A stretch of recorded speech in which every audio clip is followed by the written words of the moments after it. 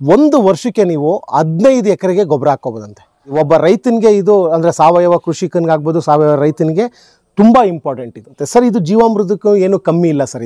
ಇದರಿಂದ ಬರೋ ಸ್ಲರಿ ಆಗ್ಬೋದು, ಎಲ್ಲ ಸೇರಿ ಗಿಂಜಲ ಎಲ್ಲ ಸೇರಿ ಯಾವುದಕ್ಕೂ ಏನು ಕಮ್ಮಿ ಇಲ್ಲ. ಒಂದು ಜರ್ಮನ್ ಕಂಪ್ನಿ ಇಂಡಿಯನ್ ಕೊಲಾಬ್ರೇಷನಲ್ಲಿ ಹಾಕಿರೋದು. ಪ್ರೊಡಕ್ಷನ್ ಆಗುತ್ತಲ್ಲ ಗ್ಯಾಸು ತುಂಬ ಬೇಗ ಆಗುತ್ತೆ. ಇದು 25 ವರ್ಷ ವಾರಂಟಿ ಕೊಟ್ಟಿದ್ದಾರೆ ಸರ್ ನಮಗೆ.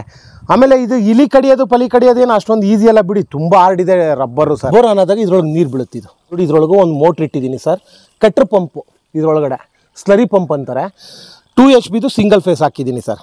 ಇದು ಮನೆಯಿಂದ ಬರೋ ವೇಸ್ಟ್ ನೀರು, ಇದು ಶೆಡ್ ತೊಳೆಯೋ ನೀರು ಸರ್. ಎಲ್ಲ ನ್ಯೂಟ್ರಿಯೆಂಟ್ಸ್ ಇದೆ. ಇದು ಎವ್ರಿ ವೀಕ್ ನನಗೆ ಒಂದು 3 ಡೇಸ್ಗೆ ಒಂದು ಫುಲ್ ಆಗೋಗುತ್ತೆ ಸರ್. ಮಿನಿಮಮ್ 50,000 ರೂಪಾಯಿ ಬರೀ ಇದೊಂದು ಸಿಸ್ಟಮ್ ಸೆಟಪಿಂದ ಪ್ರಾಫಿಟ್ ಇದೆ. ಈ ಲೆವೆಲ್ವರೆಗೂ ಅಷ್ಟೇ ಸ್ಲರಿ ಸರ್. ಇನ್ನು ಮಿಕ್ಕಿದ್ದು ಇದು ಮೇಲ್ಗಡೆ ಏನು ಕಾಣಿಸ್ತಿದೆಯಲ್ಲ ನಿಮ್ಗೆ, ಇದು ಅದರಲ್ಲಿ ಫುಲ್ಲು ಗ್ಯಾಸು. ಕೆಮಿಕಲ್ ಫರ್ಟಿಲೈಸರ್ಸ್ ಏನು ಬರುತ್ತೆ, ಯೂರಿಯಾ ಆಗ್ಬೋದು, ಇನ್ನೊಂದು ಆಗ್ಬೋದು, ಹಾಳು ಮೂಳು ಏನೂ ಹಾಕ್ದಂಗೆ ಸಾವಯವವಾಗಿ ಬೆಳಿಬೋದು. ಒಂದು ಚೂರು ಕಸ ಕಡ್ಡಿ ಏನೂ ಬಿಡೋದಿಲ್ಲ, ತೆಗೆದು ಹೊಡೆದು ಬಿಸಾಕತ್ತೆ. Single phase motor sir. ಇದು ಬಯೋಡೈಜೆಸ್ಟರ್ ಅಂದರೆ ಬಯೋಡೈಜೆಸ್ಟರ್ ಪ್ಲಸ್ಸು ಗ್ಯಾಸು, ಬಯೋಗ್ಯಾಸು. ಇದು ಸರ್ ಆ್ಯಕ್ಚುಲಿ ಸಿಸ್ಟಿಮೋ ಬಯೋ ಅಂದ್ಬಿಟ್ಟು ಯಾವುದೋ ಒಂದು ಜರ್ಮನ್ ಕಂಪ್ನಿ ಇಂಡಿಯನ್ ಕೊಲಾಬ್ರೇಷನಲ್ಲಿ ಹಾಕಿರೋದು. ಬಟ್ ಇದು ನನಗೆ ಹೆಂಗೆ ಸಿಕ್ತು ಅಂದರೆ ಸರ್, ನಾನು ಅಕ್ಷಯ ಕಲ್ಪಾಗ ಹಾಲು ಹಾಕ್ತಿದ್ದೀನಲ್ಲ, ಅವ್ರ ಕಡೆಯಿಂದ ಸರ್ ನನಗಿದು ಬಂದಿದ್ದು. ಆ್ಯಕ್ಚುಲಿ ಇದೇನು ಅಂದರೆ ಸರ್, ಬೇರೆ ನೀವು ಹಾಗೆ ಮಾಡಿಸ್ತೀವಿ ಅಂದರೆ ಈ ಸೆಟಪ್ಪು ನಿಮಗೆ ಒಂದು 40,000 ಮೇಲಾಗುತ್ತಂತೆ. ಅಕ್ಷಯ ಕಲ್ಪದವರು ಸರ್ ನನಗೆ ಬರೀ 12,000 ಕೊಟ್ಟರು. 12,000 ಅಂದರೆ ಒನ್ ಟೈಮ್ ನಾನು ಪೇಮೆಂಟ್ ಮಾಡಲಿಲ್ಲ ಸರ್. ಇದನ್ನು 3 ಪಾರ್ಟ್ಸಲ್ಲಿ ಅಂದರೆ EMI ಥರ ಪಾಪ ಅವರು ಅಕ್ಷಯ ಕಲ್ಪದವರು ನಮ್ಮ ಹತ್ರ ದುಡ್ಡು ತೊಗೊಂಡು ಕಟ್ ಮಾಡೋರು ಸರ್. ಇದನ್ನು ಯಾಕೆ ಹಾಕಿಸ್ದೆ ಅಂದರೆ ಸರ್, ನನಗೆ ಮನೆಗೆ ಗ್ಯಾಸ್ ಒಂದೋ ಇನ್ನೊಂದೋ ನನಗೆ ಅವಶ್ಯಕತೆ ಇಲ್ಲ. ಬಿಕಾಸ್ ಆಫ್ ನಾನು ಒಬ್ಬ ಸಾವಯವ ರೈತ ಅಂದರೆ ಆರ್ಗ್ಯಾನಿಕ್ ರೈತ ಆಗಬೇಕು ಅಂದಾಗ ನನಗೆ ಇದು ಮಸ್ಟ್ ಆ್ಯಂಡ್ ಶುಡ್. ಯಾಕೆ ಅಂದರೆ ಸರ್, ನಂಗೆ ಸ್ಲರಿ ಬೇಕು. ಬೆಳಗ್ಗೆ ಇದ್ದರೆ ಹೊಲಕ್ಕೆ ಸ್ಲರಿ, ಆ ಸ್ಲರಿನ ತೆಗೆದು ನೀವು ಇದನ್ನು ಮಾಡ್ಕೋಬೋದು, ಏನು ಹೇಳಿ ಜೀವಾಮೃತನೋ ಇನ್ನೊಂದು. ಈಗ ಏನು ನೀವು ಅದು ಇದು ಗಂಜಲ ಎಲ್ಲ ಸೇರಿಸ್ಬಿಡ್ತಿರಲ್ಲ, ಅದನ್ನೆಲ್ಲ ಮಾಡ್ಕೊಳ್ಳೋಕ್ಕೆ ಒಂದು ಉದ್ದೇಶಕ್ಕೆ ನಾನೇನು ಮಾಡಿದೆ ಸರ್, ಇದನ್ನು ಮಾಡಿಸಿದೆ. ತುಂಬ ಹಿಂದೆ ಬಿದ್ದೆ.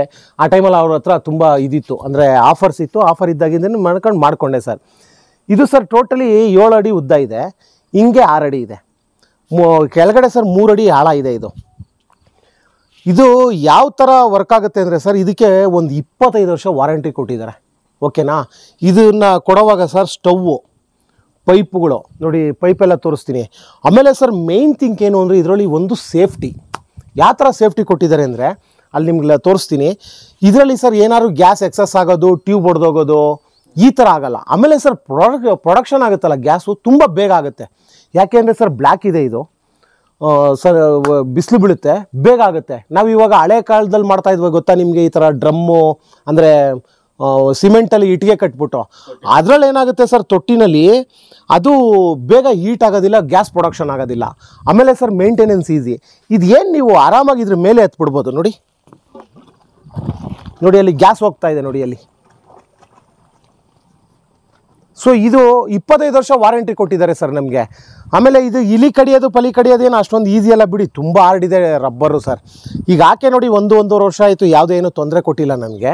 ಅಲ್ಲಿಂದ ಇನ್ಪುಟ್ಟು ಸರ್ ಇಲ್ಲಿ ಔಟ್ಪುಟ್ ಬರುತ್ತೆ ನನಗೆ. ಇದು ನೋಡಿ ಅಲ್ಲಿ ಗ್ಯಾಸು ಔಟ್ ಆಗ್ತಾ ಇದೆ ನನಗೆ ಇವಾಗ. ನೋಡಿ ಇಲ್ಲಿ ಬನ್ನಿ, ಇಲ್ಲಿ ತೋರಿಸ್ತೀನಿ. ಎಕ್ಸಸ್ ಗ್ಯಾಸ್ ಏನಾಗುತ್ತೆ ನೋಡಿ ಅಲ್ಲಿ ಆ ಥರ ಹೋಗ್ತಾ ಇರುತ್ತೆ. ಆಮೇಲೆ ಇದರಲ್ಲಿ ಬರುತ್ತಲ್ಲ ಸರ್ ಸ್ಲರಿ, ಅದನ್ನು ನೀವು ಡೈರೆಕ್ಟು ಸ್ಲರಿನ ಸರ್ ಹೊಲಕ್ಕೆ ಹೊಡೆಯೋಕ್ಕಾಗೋದಿಲ್ಲ. ನೀವೇನು ಮಾಡಬೇಕು ಅಂದರೆ 1:3 ನೀರು ಮಿಕ್ಸ್ ಮಾಡಬೇಕು. 1:3 ಅಂದರೆ 1 ಲೀಟ್ರು ಸ್ಲರಿಗೆ ನಿಮಗೆ 3 ಲೀಟ್ರ್ ನೀರು ಮಿಕ್ಸ್ ಮಾಡ್ಕೋಬೇಕು. ನೋಡಿ ಇಲ್ಲಿ ಇದನ್ನೇನು ಮಾಡಿದ್ದೀನಿ ಅಂದರೆ ಇಲ್ಲಿ ಪೈಪ್ಲೈನ್ ಮಾಡಿದ್ದೀನಿ ನೋಡಿ. ಇದು ಈ ಪೈಪ್ಲೈನ್ಗಳಿದೆಯಲ್ಲ, ಈ ಪೈಪ್ ಏನು ಮಾಡಿದ್ದೀನಿ, ಇದರೊಳಗೆ ಬೋರ್ ಆನ್ ಆಗುತ್ತಲ್ವ ಸರ್, ಬೋರ್ ಆನ್ ಆದಾಗ ಇದ್ರೊಳಗೆ ನೀರು ಬೀಳುತ್ತಿದ್ದು. ಓಕೆ, ಇದು ಮೋಟ್ರ್ ಲೈನ್. ಇದು ನೋಡಿ ಇದ್ರೊಳಗೂ ಒಂದು ಮೋಟ್ರ್ ಇಟ್ಟಿದ್ದೀನಿ ಸರ್, ಕಟ್ರ್ ಪಂಪು ಇದರೊಳಗಡೆ ಸ್ಲರಿ ಪಂಪ್ ಅಂತಾರೆ. 2 HP ಸಿಂಗಲ್ ಫೇಸ್ ಹಾಕಿದ್ದೀನಿ ಸರ್. ಇದು ಮನೆಯಿಂದ ಬರೋ ವೇಸ್ಟ್ ನೀರು. ಈ ಪೈಪ್ ಇದೆಯಲ್ಲ ಇದು, ಅಲ್ಲಿ ನಮ್ಮ ಮನೆಯಲ್ಲಿ ಪಾತ್ರೆ ತೊಳೆಯೋ ನೀರು ಎಲ್ಲ ಬಂದು ಸ್ಟೋರ್ ಆಗುತ್ತೆ. ಮತ್ತು ಇದೇನಿದೆಯಲ್ಲ ಸರ್, ಇದು ಈ ಪೈಪು ಇದು ಶೆಡ್ ತೊಳೆಯೋ ನೀರು. ಸೊ ಎಲ್ಲ ಬಂದು ಸರ್ ಇಲ್ಲಿ ಸ್ಟೋರೇಜ್ ಆಗುತ್ತೆ. ಈ ಸ್ಟೋರೇಜ್ನ ಏನು ಮಾಡ್ತೀನಿ ನಾನು, ಇದು ಕೊಡಿತೀನಿ ಇಲ್ಲಿಗೆ ಹೊಲಕ್ಕೆ ಹೊಡೆಯೋವಾಗ ನೋಡಿ ಇಷ್ಟು ಗಟ್ಟಿ ಇದೆ ನೋಡಿ ಇಲ್ಲಿ. ನೋಡಿ ಇದು ಫುಲ್ಲು ಸ್ಲರಿ ನೋಡಿ ಇಲ್ಲಿ.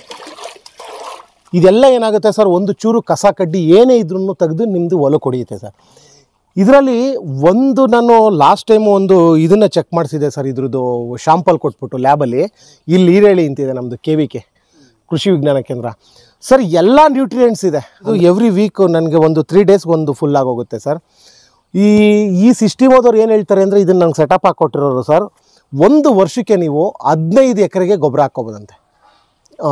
ಈ ಸೆಟಪ್ಪಲ್ಲಿ 15 ಎಕರೆ ಗೊಬ್ಬರನ ನೀವು ಮಾಡ್ಕೋಬೋದಂತೆ. ಅಂದರೆ ಈ ಥರ ಸ್ಲರಿ ಮಾಡಿ ಬಿಡ್ಬೋದಂತೆ. ಇಲ್ಲಿ ನಂದು ಇನ್ನೊಂದು ತಪ್ಪಾಗ್ಬಿಟ್ಟಿದೆ ಸರ್, ಚಿಕ್ಕ ತಪ್ಪು. ಆ್ಯಕ್ಚುಲಿ ಟ್ಯಾಂಕ್ ದೊಡ್ಡದು ಬೇಕಿತ್ತು, ಒಂದು 30,000 ಲೀಟ್ರಷ್ಟು ಟ್ಯಾಂಕ್ ಬೇಕಿತ್ತು. ಬಟ್ ಅವಾಗೆಲ್ಲ ಐಡಿಯಾಗಳಿರಲಿಲ್ಲ. ಇವಾಗ ಒಂದೊಂದು ಐಡಿಯಾ ಬರುತ್ತೆ. ಸೊ ನೆಕ್ಸ್ಟ್ ಟೈಮ್ ಮಾಡೋಣ ಅಂತ ಸುಮ್ಮನೆ ಯಾರ ಮಾಡ್ತೀನಿ ಅಂದರೆ ಇದನ್ನು ದೊಡ್ಡದು ಮಾಡಬೇಕು ಸರ್. ನೋಡಿ ಇಲ್ಲಿ ಬನ್ನಿ, ಇಲ್ಲಿ ನಿಮಗೆ ಇದು ಸರ್ ಇನ್ಪುಟ್ಟು. ಇಲ್ಲಿಂದ ಇನ್ಪುಟ್ ಹಾಕ್ತೀನಿ. ಏನು ಸರ್, ಸಗಣಿನ ಇದರೊಳಗೆ 40 kg ಸಗಣಿ ಹಾಕ್ಬಿಟ್ಟು ಏನು ಸರ್ ಸಗಣಿನ ಕಲಿಸ್ತೀನಿ. ಇದರೊಳಗೆ ಸಗಣಿ ಕಲಿಸ್ಬಿಟ್ಟು ಬಿಡ್ತೀನಿ. ನಿಮ್ಗೆ ಬಿಟ್ಟು ತೋರಿಸ್ತೀನಿ ನಾನು ಇವಾಗ, ಯಾಕೆಂದರೆ ಪ್ರಾಕ್ಟಿಕಲಾಗಿ ಅರ್ಥ ಆಗಬೇಕು. ಸಗಣಿ ಎಲ್ಲ ತೆಗೆದಿಟ್ಟಿದ್ದೀನಿ, ತೋರಿಸ್ತೀನಿ. ಆಮೇಲೆ ಇದ್ರೊಳಗೆ ಸೇಫ್ಟಿ ನೋಡಿ ಸರ್, ಇಲ್ಲಿದೆ ನೋಡಿ. ಇಲ್ಲಿ ಏನಾಗುತ್ತೆ ಅಂದರೆ ಕೆಲವು ಬೇರೆವೇನಾಗುತ್ತೆ ಅಂದರೆ ಸರ್, ಇದು ವೆಂಟ್ ಇರಲ್ಲ ನೋಡಿ. ಇದು ಏನಾರ ಗ್ಯಾಸ್ ಇದರಲ್ಲಿ ಎಕ್ಸಸ್ ಆಯಿತು. ಇವಾಗ ನಾನು 1 ವೀಕು ಯೂಸ್ ಮಾಡಲಿಲ್ಲ, ಎಲ್ಲೋ ಹೋಗ್ಬಿಟ್ಟೆ ಔಟ್ ಆಫ್ ಸ್ಟೇಷನ್ನು. ಆವಾಗ ಇದನ್ನ ಇಲ್ಲಿ ಆಫ್ ಮಾಡಿಬಿಟ್ರೆ ಮನೆಗೆ ಗ್ಯಾಸ್ ಹೋಗಲ್ಲ ಸರ್. ಆಮೇಲೆ ಎಕ್ಸಸ್ ಆಗಿದ್ದ ಗ್ಯಾಸು ಸರ್ ಈ ಟ್ಯೂಬ್ ಒಡೆದಾಕಲ್ಲ. ಇದರಿಂದ ಏನಾಗುತ್ತೆ, ಗ್ಯಾಸ್ ಈಚೆ ಬರ್ತಾ ಇರುತ್ತೆ. ಈಗ ನೋಡಿ ತೋರಿಸ್ತೀನಿ ಹೆಂಗೆ ಬರುತ್ತೆ ಅಂತ. ನೋಡಿ ಎಲ್ಲಿ ಬೇಕಾರೆ ನೋಡಿ, ಅಲ್ಲಿ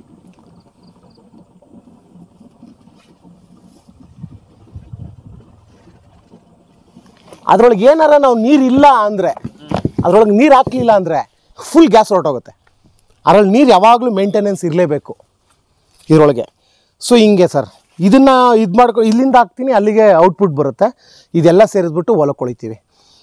ಅದರೊಳಗೊಂದು ಅದನ್ನು ನಿಮಗೆ ಫುಲ್ ಖಾಲಿ ಮಾಡೇ ತೋರಿಸ್ತೀನಿ ಅದು ಹೆಂಗಿದೆ ಅಂದ್ಬಿಟ್ಟು. ಇವಾಗ ಸಗಣಿ ಹಾಕ್ತೀನಿ ಸರ್ ನಾನು. ಇದೊಂದು 20 kg ಬರುತ್ತೆ ಇದು ಸಗಣಿ. ಓಕೆ, ಅಂದರೆ ಇದರಲ್ಲಿ ಸ್ವಲ್ಪ ಮಣ್ಣು ಗಿಣ್ಣು ಮಿಕ್ಸ್ ಇಲ್ಲದೆ ಇರೋದು ತೊಗೋಬೇಕು. ಇದು ಆ್ಯಕ್ಚುಲಿ ಬೇರೆ ಕಡೆ ಎಲ್ಲ ನೋಡಿದಾಗ ಸರ್ ಅದೇನೇನೋ ಮಾಡಿದ್ದಾರೆ, ಹಿಂಗೆಲ್ಲ ತಿರ್ಗ್ಸೋದೆಲ್ಲ ಮ್ಯಾನ್ಯಲಿ. ಅಂದರೆ ನಾನು ಅದೆಲ್ಲ ಮಾಡೋಣ ಅಂದ್ಕೊಂಡು ನೋಡಿ ಹಿಂಗೆ ಕಲಿಸ್ಬಿಡ್ತೀನಿ, ಫುಲ್ ಮಾಡಿಬಿಡ್ತೀನಿ ಇದು ಸರ್.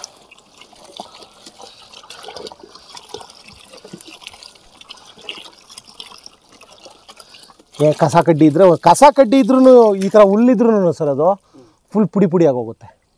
ಏನು ಉಳ್ಕೊಳ್ಳಲ್ಲ ಒಟ್ಟಲ್ಲಿ. ಒಳಗಡೆ ಹೋಗಿದ್ದು ಎಲ್ಲ ಪೀಸ್ ಆಗೋಗುತ್ತೆ ನೋಡಿ. ಈ ಥರ ಫುಲ್ ಸರಿ ಮಾಡಿಕೊಂಡು ಒಂದಕ್ಕೆ 2 ಸರಿ ಹಾಕ್ತೀನಿ ಡೈಲಿ ಅಂದ್ಕೊಳ್ಳಿ. 2 ಮಂಕ್ರಿ ಹಾಕ್ತೀನಿ. ಒಂದು 40 kg ಸಗಣಿ ಹಾಕಿದ್ದೀನಿ ಇವತ್ತು. ಓಕೆ ನೋಡಿ, ಇದೆಲ್ಲ ಹುಲ್ಲು ಪಲ್ಲು ಮಿಕ್ಸ್ ಆಗಿರೋದೆಲ್ಲ ಹಿಂಗೆ ಕಲಸೋವಾಗ ತಕ್ಕೊಂಬಿಡ್ಬೋದು, ಏನು ತೊಂದರೆ ಇಲ್ಲ ನಮಗೆ. ಇದು ಒಂದು ಸರಿ ತುಂಬಿದ್ರೆ 100 ಲೀಟ್ರ್ ತುಂಬ್ಕೊಳ್ಳುತ್ತೆ. ಅಲ್ಲ, ಒಂದು 60 ಲೀಟ್ರ್ ತುಂಬುತ್ತೆ. ಇದು ಫುಲ್ ತುಂಬ್ಕೊಳ್ಳುತ್ತೆ.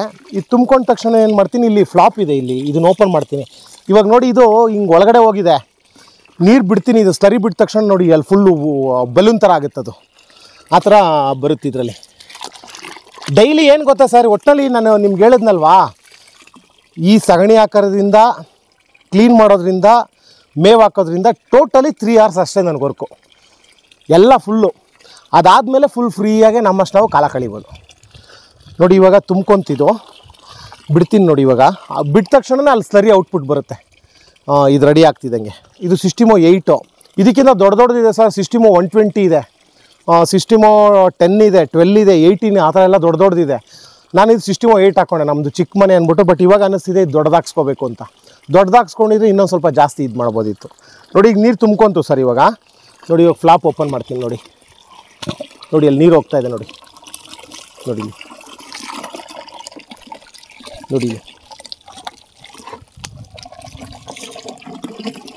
ಇವಾಗ ಅಲ್ಲಿ ಸ್ಲರಿ ಬರ್ತಾ ಇರುತ್ತೆ ಸರ್. ಇವಾಗ ಇದು ಸಿಸ್ಟಿಮೋ ಬಾಯಿಂದ ನನಗೆ ಪ್ರಾಫಿಟ್ ಏನು ಅಂತ ಹೇಳ್ಬಿಡ್ತೀನಿ ನಿಮಗೆ ಸರ್. ಈ ಸೆಟಪ್ಪಲ್ಲಿ 1 ವರ್ಷಕ್ಕೆ ಅವರು 18 ಎಕರೆಗೆ ಇದನ್ನ ಹಾಕ್ಬೋದು ಅಂತ ಒಂದು ಸ್ಪೆಸಿಫಿಕೇಷನ್ ಕೊಟ್ಟಿದ್ದಾರೆ. 18 ಎಕರೆಗೆ ಬೇಡ, 10 ಎಕರೆಗೆ ಮಾಡ್ಕೊಳ್ಳೋಣ ಸರ್. 10 ಎಕರೆಗೆ 1 ಎಕರೆಗೆ 4 ಟನ್ ಗೊಬ್ಬರ ಅಂದರೆ 1 ಇಂಟು ಅಲ್ಲಿಗೆ 10 ಟ್ರ್ಯಾಕ್ಟ್ರು. 10 ಟ್ರ್ಯಾಕ್ಟ್ರಿಗೆ 4,000 ರೂಪಾಯಿ ಅಂದರೆ 40,000 ರೂಪಾಯಿ. ಸೊ ಅದು 1 ವರ್ಷದ್ದು ನಂಗೆ 40,000 ರೂಪಾಯಿ ಇದರಿಂದ ಪ್ರಾಫಿಟ್ಟು.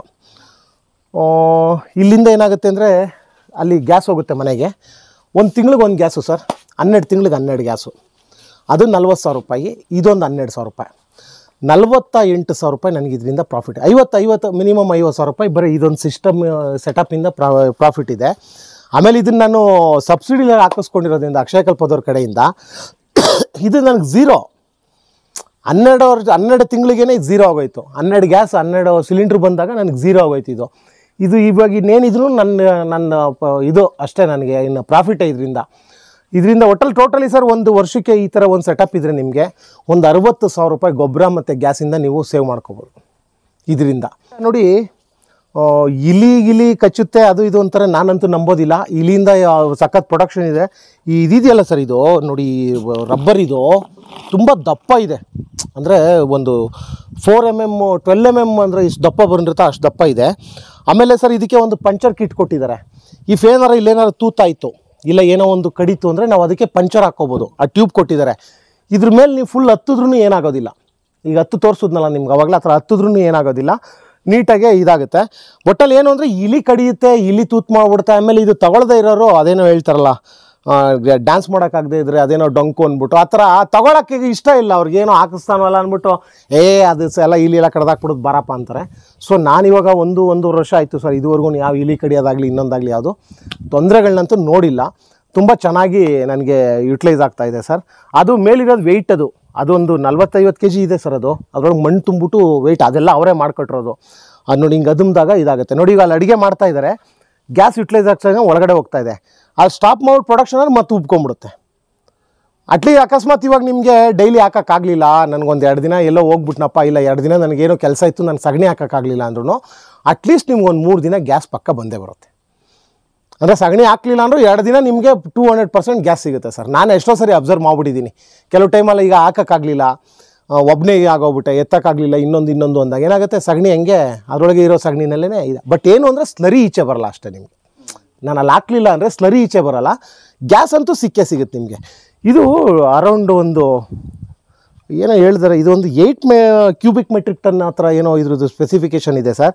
ಈ ಭೂಮಿ ಇದೆಯಲ್ಲ, ಇದು ಈ ಲೆವೆಲ್ವರೆಗೂ ಅಷ್ಟೇ ಸ್ಲರಿ ಸರ್. ಇನ್ನು ಮಿಕ್ಕಿದ್ದು ಇದು ಮೇಲ್ಗಡೆ ಏನು ಕಾಣಿಸ್ತಿದೆಯಲ್ಲ ನಿಮ್ಗೆ, ಇದು ಅದರಲ್ಲಿ ಫುಲ್ಲು ಗ್ಯಾಸು. ಇದನ್ನು ಹಾಕ್ಕೊಳ್ಳೋದ್ರಿಂದ ಸರ್ ಒಬ್ಬ ರೈತನ ಎಷ್ಟು ಸ್ವಾವಲಂಬಿ ಆಗ್ಬೋದು ಅಂದರೆ, ಇದಕ್ಕೇನು ನನ್ನ ಅನಿಸಿಕೆ ಒಂದು 50 kg ಸಗಣಿ ಬೇಕು ಸರ್.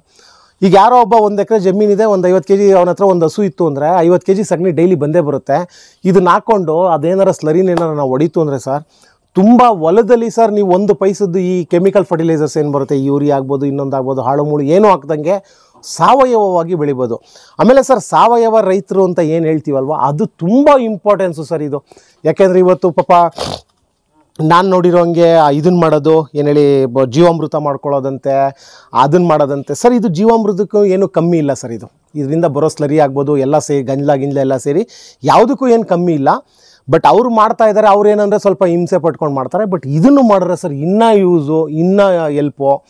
ಒಬ್ಬ ರೈತನಿಗೆ ಇದು ಅಂದರೆ ಸಾವಯವ ಕೃಷಿಕನಿಗಾಗ್ಬೋದು, ಸಾವಯವ ರೈತನಿಗೆ ತುಂಬ ಇಂಪಾರ್ಟೆಂಟ್ ಇದು. ಆ ಟ್ಯಾಂಕ್ ತೋರಿಸ್ತೆ ನೋಡಿ, ಸ್ಟೋರೇಜ್ ಟ್ಯಾಂಕು. ಮನೆಯಿಂದ ಬರೋ ನೀರು, ತೊಳೆದಿದ್ದ ನೀರು, ಕೊಟ್ಟಿಗೆ ತೊಳೆದಿದ್ದ ನೀರು ಪ್ಲಸ್ ಸ್ಲರಿ ಎಲ್ಲ ಮಿಕ್ಸ್ ಮಾಡಿ ನೋಡಿ ಹಿಂಗೆ ಹೊಡಿತೀನಿ ನಾನು. ಒಂದೊಂದು ಪಾತಿಗೆ ಒಂದೊಂದು ದಿನ ಅಡ್ಜಸ್ಟ್ ಮಾಡ್ಕೊಂಡು ಬಿಟ್ಬಿಡ್ತೀನಿ.